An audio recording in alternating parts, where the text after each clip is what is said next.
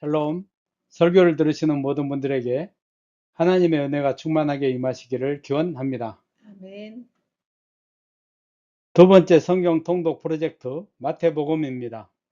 성경 통독을 돕기 위한 설교이니 설교를 들으시고 열심히 꾸준하게 성경을 통독하는 은혜가 있기를 기대합니다. 아멘. 목차는 설교의 전체적인 숲을 먼저 보여주기 위해서 기록했습니다. 참고하시기 바랍니다. 성경의 파노라마. 성경은 약 1600년 동안 40여 명의 저자가 모세로부터 사도 요한에 이르기까지 구속사의 연속성을 가지고 기록했습니다. 첫 기록 이후 3500년의 격변기 동안 말씀이 훼손되지 않고 온전히 보존되어 오늘 우리 손에 들려있다는 사실 자체가 시공간을 초월해 역사하시는 하나님의 경이로운 섭리입니다. 신약성경 27권은 문학적 장르에 따라서 사복음서, 역사서, 선지서, 예언서로 분류됩니다. 이 중 마태복음은 신약성경의 위대한 포문을 여는 첫 번째 책입니다. 마태복음 관련 주요 연대표입니다. 화면을 참고하시기 바랍니다. 마태복음 개관. 책의 제목은 헬라어 원전의 카타 마타이온, 마태에 의한이라는 원래 제목에 기쁜 소식을 전하는 복음이 덧붙여졌습니다. 이로 인해 영어 성경은 The Gospel According to Matthew, 한글 개역 성경은 마태복음으로 명명되어 정착되었습니다. 본서의 저자는 예수님의 12 제자 중 한 사람이었던 세리 출신의 마태입니다. 그는 소외당하던 세리에서 주님의 제자로 부름받은 후 자신의 철저한 기록 습관과 유대적 배경을 바탕으로 메시아의 생애와 가르침을 정교하고 충실하게 기록하여 이 복음서를 남겼습니다. 예루살렘 멸망 예언과 구전 시기를 고려해 기록 연대는 넓게 AD 50년에서 70년으로 봅니다. 아울러 마가복음이 먼저 기록되었다는 학계의 일반적인 견해를 수용할 경우 마태복음의 구체적인 저작 시기는 AD 60년에서 70년 사이로 좁혀서 추정할 수 있습니다. 수신자는 구약 성경의 빈번한 인용과 메시아적 성취 강조, 하나님 나라 대신 유대인에게 친숙한 천국이라는 용어 사용, 유대적 관습에 대한 별도의 설명 생략 등은 본서가 유대교 그리스도인들과 유대인들을 1차 독자층으로 겨냥해 기록되었음을 명확히 보여줍니다. 주요 내용은 예수 그리스도께서 구약 선지자들이 오랫동안 예언하고 약속했던 바로 그 메시아이심을 선교적, 변증적 차원에서 명확히 증거합니다.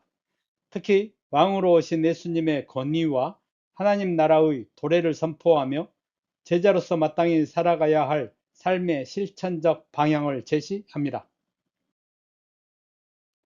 마태복음 체크포인트. 사복음서는 하나의 예수 사건, 즉 예수의 성육신과 생애, 순환과 부활을 통해 성취된 하나님의 아들의 구속 사역을 네 가지 다양한 관점에서 거듭 제시함으로써 이를 보다 입체적으로 보여줍니다. 예수 사건이야말로 하나님의 구원 계시의 책인 성경에서 가장 중요한 사건이자 최고의 절정입니다.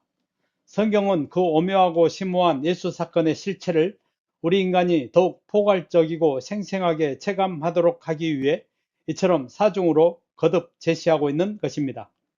그리하여 각각의 복음서들은 모두 예수 사건을 핵심적으로 다루고 있다는 공통점을 지니지만 저자에 따라 관점의 차이가 나거나 강조하는 바가 다를 수 있습니다.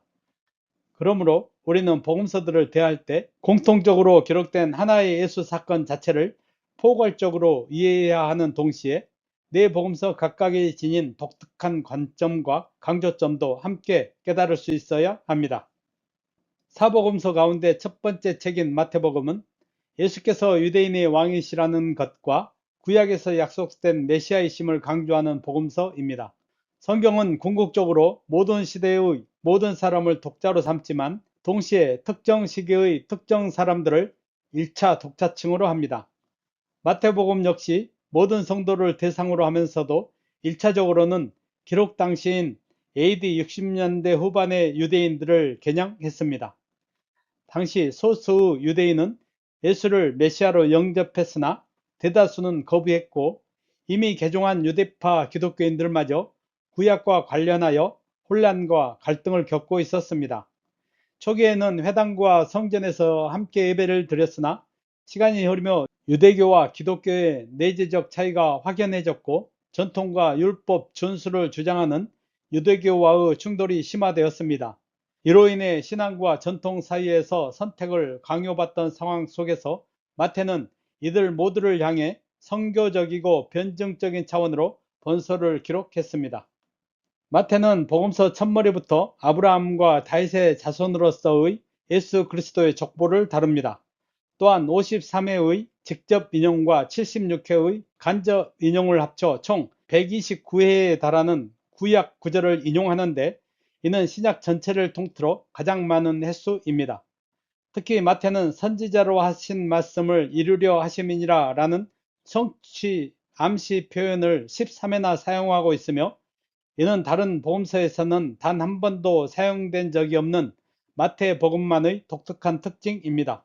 이처럼 마태는 메시아와 관련한 구약의 예언들과 예수의 행적을 밀접하게 연관시킴으로써 독자들의 마음을 자연스럽게 구약과 연결해 줍니다.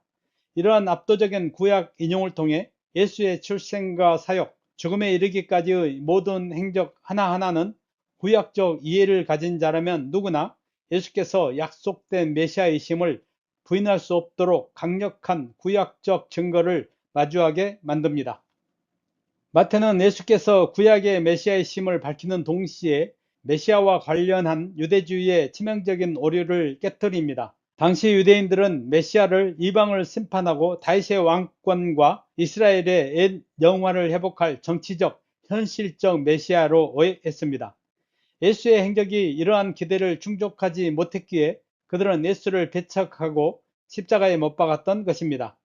이에 마태는 메시아 왕국에 대한 유대인들의 잘못된 견해를 바로잡음으로써 역설적으로 예수의 메시아이심을 강력히 변증합니다. 이를 위해 마태복음에서만 천국이라는 용어를 31회 사용합니다. 천국은 신약 전체에서 디모데후서 4장 18절을 제외하면 오직 마태복음에만 나오는 개념입니다. 마태는 천국을 통해 지상권을 꿈꾸던 왜곡된 사상을 수정하고 이 나라가 영토적 개념이 아닌 내재적 초월적 나라임을 보이며 만민 구속을 위해 오신 메시아를 제시합니다. 성경의 정경 배열상 마태복음이 차지하는 위치는 매우 심오한 의미를 지닙니다. 마태복음은 신약 성경 중에서 가장 먼저 기록된 책이 아님에도 불구하고 당당히 신약의 첫 번째 자리에 위치하고 있습니다. 이는 단순히 마태복음이 많은 구약 구절을 인용하고 있다거나 유대적인 풍습을 집중적으로 다루고 있기 때문이 아니며 우연에 의한 결과는 더더욱 아닙니다. 그 결정적인 이유는 바로 마태복음이 구약 예언 성취의 직결된 연장선상에서 예수 그리스도를 가장 명확하게 제시하고 있기 때문입니다. 구약 선지자들의 예언적 초점은 오직 오실 메시아에 맞추어져 있었는데 그 예언들이 예수 그리스도의 율격과 사역 속에서 완벽하게 성취되고 있음을 마태복음이 온전히 보여줍니다. 그러므로 성령의 주권적인 섭리 아래 형성된 성경의 구조상 구약과 신약을 유기적으로 이어주는 관문 자리에 마태복음이 자리 잡은 것은 너무나 자연스러운 일입니다. 마태복음 내용분해 마태복음의 내용 구조를 올바르게 파악하기 위해서는 이 책이 가진 두 가지 중요한 구성상의 특징을 반드시 고려해야 합니다. 하나는 연대기를 초월한 주제별 집중 전개 방식이고 다른 하나는 기사와 5대 강화의 교차 반복입니다. 이 두 가지 방식은 마태복음이 이야기를 전개해 나가는 독특한 스타일과 구조적 미학을 각각 반영하고 있습니다. 따라서 어느 한 가지만 선택하기보다는 두 가지 방식의 장점을 모두 취합하여 상호 보완적으로 적용할 때 마태복음 전체의 방대한 구조와 저자의 의도를 가장 효과적이고 입체적으로 파악할 수 있게 됩니다. 마태는 엄격한 시간적 순서를 따르지 않고 저자가 강조하려는 주제에 따라 사건을 배치하는 주제별 전개 방식을 취합니다. 5에서 7장의 산상수훈 뒤에 나오는 8, 9장의 이적이나 10장의 사도 파송 뒤에 나오는 11, 12장의 사건들은 연대기적으로 앞선 일들입니다. 이처럼 마태는 메시아의 권능 같은 특정 주제를 한 곳에 집중시켜 기록했습니다. 그러므로 독자는 개별 본문의 의미를 넘어 더 넓은 문맥 속에서 마태가 부각하고자 하는 신학적 주제가 무엇인지 염두에 두어야 합니다. 마태복음의 또 다른 특징은 예수님의 행적을 다룬 기사 부분과 가르침을 모은 강화 부분이 뚜렷이 구분되어 교차 반복된다는 점입니다. 본서는 이른바 5대 강화로 불리는 5개의 긴 설교가 존재하며 구조적으로 기사, 강화, 강화, 기사의 순환 과정을 거치며 전개됩니다. 이러한 독특한 문학적 구조는 복음서의 내용이 전개되고 반복될수록 극적 긴장감을 점진적으로 고조시키며 결국 메시아의 사역이 최종 결말을 향해 치닫게 만드는 강력한 효과를 냅니다. 주제별 전개와 자연스러운 내용 흐름에 주안점을 두면 마태복음 전체의 구조를 서론, 본론, 결론으로 명쾌하게 분해할 수 있습니다. 서론은 1장 1절로 4장 11절, 예수의 탄생과 유년 시절 및 공생의 준비를 다룹니다. 본론 4장 12절로 25장 46절, 순서대로 천국 선포, 왕적 권능과 사도 파송, 유대인들의 점층적 배척, 그 가운데 이루어진 제자훈련, 예루살렘 입성과 종교 지도자들의 충돌로 이어집니다. 결론은 26장에서 28장으로 예수의 순환과 죽음, 부활 및 지상, 대명령으로 마무리됩니다. 증검다리 설교. 제목: 예수 사역의 계승을 위한 12사도의 임명. 본문 마태복음 10장 1절로 4절. 같이 한번 읽어보겠습니다.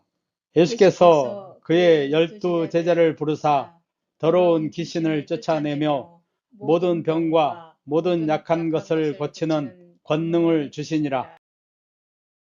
12사도의 이름은 이러하니 베드로라 하는 시몬을 비롯하여 그의 형제 안드레와 세베대의 아들 야고보와 그의 형제 요한, 빌립과 바돌로메, 도마와 세리 마테, 알페오의 아들 야고보와 다데오, 가나나인 시몬 및 가룟 유다 곧 예수를 판 자라. 아멘.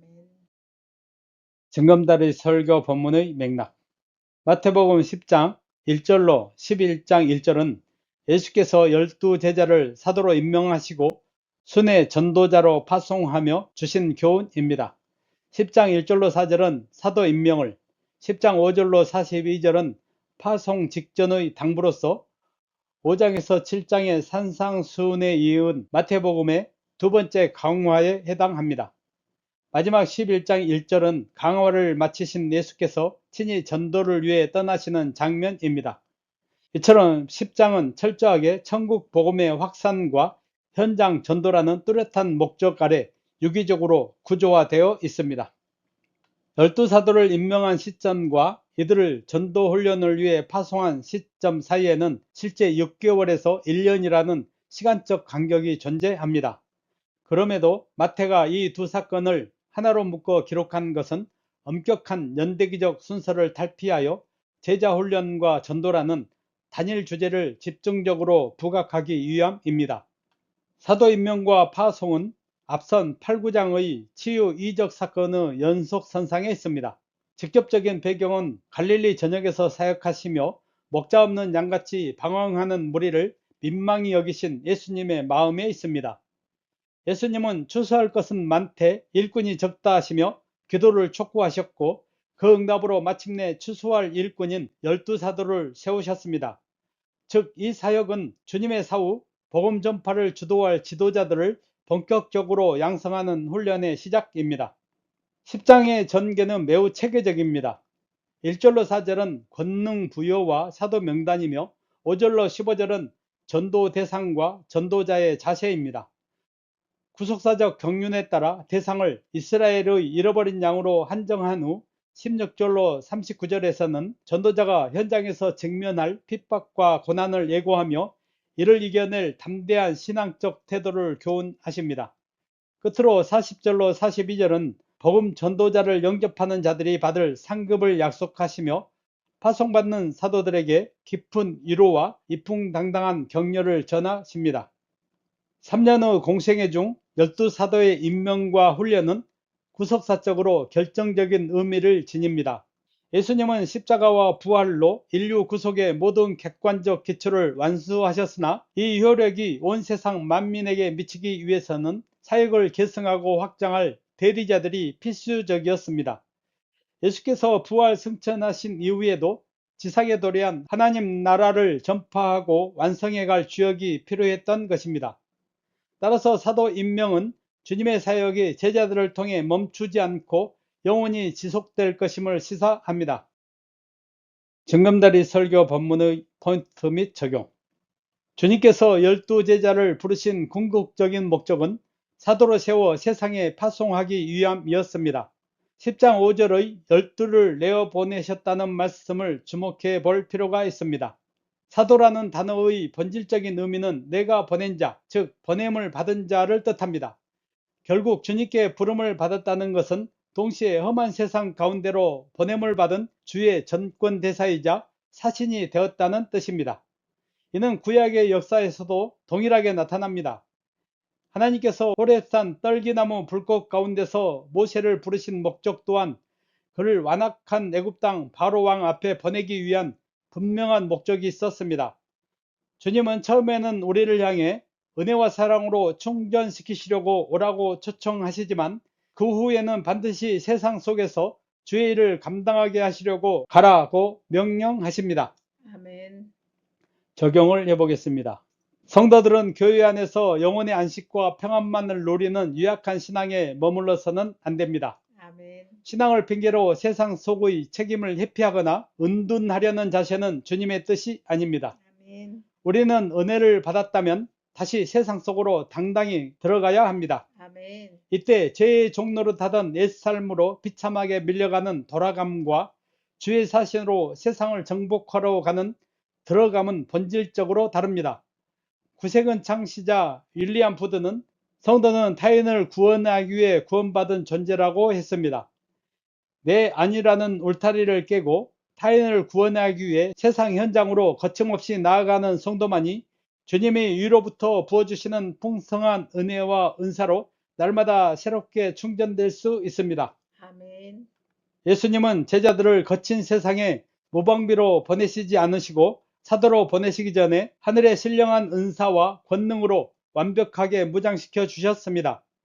마태가 강조하듯이 주님은 자신이 직접 행하셨던 영적 사역의 권세, 곧 귀신을 쫓아내며 모든 병과 모든 약한 것을 고치는 권능을 제자들에게 그대로 부여하셨습니다. 아멘. 아마도 이 강력한 메시아적 권능은 주님의 엄숙한 안수 사역을 통해 제자들에게 전달되었을 것입니다. 제자들은 자신들의 능력이 아니라 주님이 위임해 주신 이 하늘의 권세를 힘입어 영적 전쟁의 최전선에서 사역했고 주님과 똑같이 귀신을 제어하고 질병을 치유하며 목자 없는 양과 같은 수많은 죽어가는 영혼들을 구원해내는 놀라운 구령 사역의 열매를 맺을 수 있었습니다. 아멘. 적용을 해보겠습니다. 우리는 주님께서 우리에게 소중한 직분을 맡기시고 다양한 재능과 성령의 은사를 부어주신 목적이 어디에 있는지 날마다 그 본질을 재확인해야 합니다. 아멘. 주님이 하늘에 신령한 은사를 주신 이유는 내 이름을 내거나 내 배를 채우기 위함이 아니라 오직 주님의 일을 영화롭게 받들게 하기 위함입니다. 아멘. 내 이익을 내려놓고 주님이 원하시는 뜻을 묵묵히 행하는 성도야말로 주님께 종이 아닌 친구라 인정받는 최고의 복을 누립니다. 아멘. 그러나 오늘날 너무나 많은 이들이 주님이 주신 신령한 은사를 가지고 내 일을 하거나 심지어 주님의 일을 한다는 명분을 내세우면서도 실제로는 자기 유익과 탐심을 채우는 도구로 악용하곤 합니다. 주님이 주신 은사와 부, 명예를 개인의 탐욕을 위해 도적질하는 자들은 주께서 성전을 청소하시듯 그 직분과 은사를 반드시 거두어 가실 것입니다. 나아가 종말의 심판 때에 내가 너희를 도무지 알지 못한다 외면당하는 무서운 저주의 증거물이 될 것임을 기억하고 주님이 주신 신령한 은사를 두렵고 떨림으로 맡기신 사명에만 사용해야 합니다. 아멘. 본문 2절에서 4절은 예수께서 친히 택하여 부르신 12사도의 명단을 아주 상세하게 기록하고 있습니다. 그런데 이 명단을 냉정하게 살펴보면 세상적으로 주목받을 만한 뛰어난 경력이나 탁월한 가문 혹은 깊은 학식의 소유자가 단 한 사람도 발견되지 않습니다. 사실 주님의 사도들은 대부분 갈릴리 어부나 셰리처럼 사회 변두리에 보잘것없는 출신 성분을 지니고 있었습니다. 세상의 눈으로 보면 과연 이들이 거대한 하나님 나라의 역사를 감당할 수 있을지 심각한 의문이 들며, 인사가 만사라는 관점에서 보면 주님의 선택은 완전히 실패한 것처럼 보입니다. 세상은 일꾼을 뽑을 때 출신, 배경, 학벌, 재력, 스펙을 최고의 기준으로 삼지만 주님은 이러한 세속적 기준을 완전히 탈피하여 전혀 차원이 다른 새로운 천국 일꾼의 기준을 제시하셨습니다. 적용을 해보겠습니다. 사도들을 세우신 주님의 거룩한 선택 기준은 바로 마음의 순전함과 즉각적인 순종이었습니다. 제자들은 대단한 지식은 없었을지라도 주님이 나를 따르라 부르실 때에 배와 그물을 버려두고 즉시 순종했으며, 주님의 말씀을 인간의 잔머리로 의심하지 않고 그대로 받아들였습니다. 세상은 똑똑한 바리새인을 택했으나 주님은 순종하는 어부를 택하셨고, 역사적 결과는 언제나 주님의 기준이 100% 옳았음을 증명했습니다. 그러므로 오늘날 교회가 주의 일을 위해 직분자를 세울 때도 세상적인 배경이나 세상 지식이 화려한 자가 아니라 마음이 때묻지 않고 하나님의 말씀에 철저히 복종하는 자를 세워야 마땅합니다. 아멘. 만약 우리가 천국의 귀한 일꾼이 되기를 원한다면 세상적 스펙을 쌓기 전에 주님의 기준인 순종의 그릇을 먼저 준비해야 합니다. 아멘. 우선순위를 바로잡아 주님의 성품을 먼저 갖출 때 비로소 주께서 사역할 수 있는 큰 권능을 부어 주십니다. 아멘. 마태는 영광스러운 사도들의 명단을 소개하면서 그 끝자락을 축복이 아닌 충격적인 고발, 즉 가룟 유다 곧 예수를 판 자라는 비극적인 문장으로 마침표를 찍고 있습니다. 유다가 태어난 가룟이라는 지명은 구약의 기럇 여아림이나 유다 남부의 그리못으로 추정되지만, 성경의 기록에서 중요한 것은 그의 고향이 아니라 그가 메시아를 은 30에 팔아넘긴 배신자라는 낙인입니다. 그가 주님을 팔아넘기고 대가로 받은 은 30은 당시 율법상 불의의 사고로 죽은 노예 한 명에 대한 몸값, 즉 한 인간을 가장 비참하게 취급하는 싸구려 배상에게 불과했습니다. 그는 나중에 대제사장들에게 그 돈을 돌려주며 철저하게 후회했으나 이미 은혜의 문은 닫혔고 돌이킬 수 없는 파멸의 길로 걸어 들어간 후였습니다. 적용을 해보겠습니다. 가룟 유다가 예수를 고작 은 30에 팔아넘겼다는 사건이 주는 영적 의미는 그가 온 우주의 왕이자 생사화복의 주권자이신 예수 그리스도의 절대 가치를 전혀 알아보지 못했다는 것입니다. 마치 배고픔을 참지 못해 장자의 명분이라는 영적 특권을 고작 팥죽 한 그릇에 동생 야곱에게 팔아넘긴 에서처럼, 인간은 가치가 없다고 스스로 판단한 것은 싼값으로 처분해 버립니다. 유다는 밭에 감추인 보화와 같은 예수를 발견했을 때 자기 온 소유를 다 팔아서라도 그 주님을 영원한 보물로 삼아야 마땅했습니다.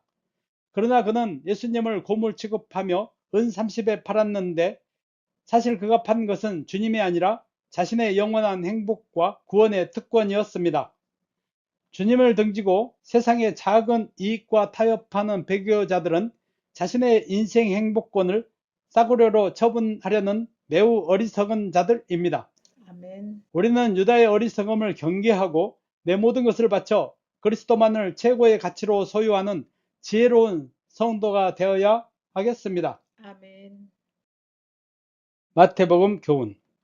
예수님께서는 본격적으로 공생애를 시작하시기 전에 광야에서 마귀의 시험을 받으셨습니다. 이 시험 사건이 가장 중요한 이유는 아담의 타락 이후로 마귀의 치명적인 시험을 완벽하게 이기신 역사상 최초의 선례를 남기셨다는 점입니다.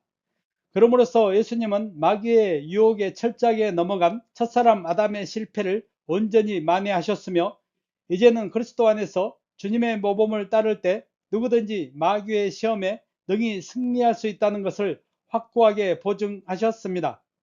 그러므로 성도는 삶에서 시험을 만날 때 광야에서 시험 받으신 예수님을 깊이 묵상해야 합니다. 아멘. 이미 승리하신 예수님의 구속적 권세를 묵상하면서 마귀를 물리치신 예수님의 모범을 철저히 따르는 성도를 마귀는 결코 이길 수 없음을 확신해야 합니다. 아멘. 예수님은 산상수훈에서 성도는 세상의 빛이요 소금이라고 명확히 말씀하셨습니다. 빛은 본질상 어두움을 비추게 되어 있으며 소금은 반드시 짠맛을 내어 썩어짐을 막게 마련입니다. 세상에 비치면서 어두움을 밝히지 못하고 소금이면서 짠맛을 잃어버린다는 것은 존재 자체를 부정하는 있을 수 없는 모순입니다. 또한 좋은 나무가 나쁜 열매를 맺거나 역으로 못된 나무가 아름다운 열매를 맺는다는 것도 자연 법칙상 절대 불가능합니다. 결국 예수님의 가르침은 사람의 존재와 행위가 결코 분리될 수 없다는 것입니다. 우리가 천국 시민이라는 정체성을 확증하고 싶다면 그의 행실을 보고 세상이 하나님께 영광을 돌리는지 확인해 보면 분명히 알 수 있습니다. 아멘. 마태복음 13장에서 자신에 대한 유대 지도자들의 배척이 점증하고 있는 서슬퍼런 상태에서 예수님은 천국에 관한 7가지 비유의 말씀을 베푸셨습니다. 예수께서 비유를 쓰신 목적은 천국에 관한 비밀을 아끼는 자들에게 드러내기 위한 것과 거역하는 자들에게 감추기 위한 이중의 목적이 엄연히 존재합니다. 즉 마음의 교만을 품고 완악한 자에게 비유는 결코 깨달을 수 없는 영적 수수께끼에 불과하지만 심령이 가난하고 겸손한 자에게는 천국의 비밀을 밝히 드러내주는 축복이 됩니다. 아멘. 천국 비유의 핵심은 천국은 오직 겸손한 자에게만 계시된다는 점입니다. 아멘. 오늘날도 천국의 비밀을 깨닫고 그 실제를 누리는 축복은 오직 어린 아이와 같이 겸손한 자에게만 허락됩니다. 아멘. 마태복음 제18장은 제자들 상호간 혹은 성도 상호간의 관계성에 관한 엄중한 교훈으로서 겸손과 인간 존중 그리고 중심으로부터의 무한한 용서를 그 핵심 내용으로 하고 있습니다. 그런데 이 교훈의 내용은 단지 인간관계 속에서 장려할 만한 종교적 덕목 정도가 아니라 천국 공동체를 세상 가운데 이루고 지속해 나가는 데 없어서는 안 될 필수 불가결한 원리입니다.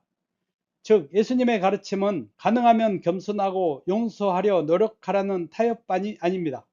오직 겸손한 자만이 천국에 들어갈 수 있고 남을 실족하게 하면 무서운 심판을 받을 것이며 중심으로 용서치 아니하면 하나님께서도 똑같은 방식으로 그를 대하시겠다는 선포입니다.